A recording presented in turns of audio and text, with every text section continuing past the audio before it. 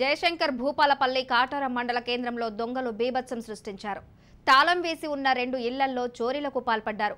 ప్రభుత్వ ఉపాధ్యాయుడు రేపాల వేణుగోపాల్, అంగన్వాడీ టీచర్ శ్రీలతారెడ్డి కుటుంబం ఇంటికి తాళం వేసుకుని దసరా పండుగకు తమ సొంత ఊర్లకు వెళ్లిపోయారు. ఇదే అదునుగా భావించిన దొంగలు తాళాలు పగులకొట్టి దొంగతనానికి పాల్పడ్డారు. సుమారు 6 తులాల బంగారు ఆభరణాలు, వెండి, 20,000 నగదు, చీరలు ఎత్తుకుపోయారు. ఇంటి యాజమానులు చోరీపై పోలీస్ స్టేషన్లో ఫిర్యాదు చేశారు. కేసు నమోదు చేసుకున్న పోలీసులు క్లూస్ టీంను రంగంలోకి దించి ఆధారాలు సేకరిస్తున్నారు. మరోవైపు సీసీ కెమెరాల ఫుటేజ్ను పరిశీలిస్తున్నారు. చోరీలకు పాల్పడింది స్థానిక దొంగలా లేదా ఇతర రాష్ట్రాల నుండి వచ్చారా అనే కోణంలో పోలీసులు దర్యాప్తు చేపడుతున్నారు.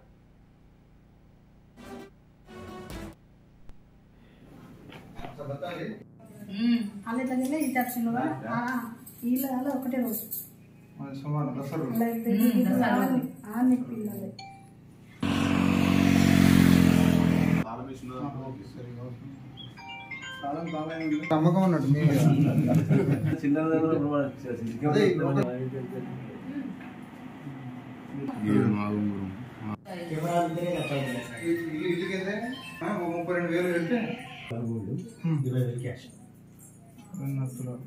వెండి తీసుకోండి.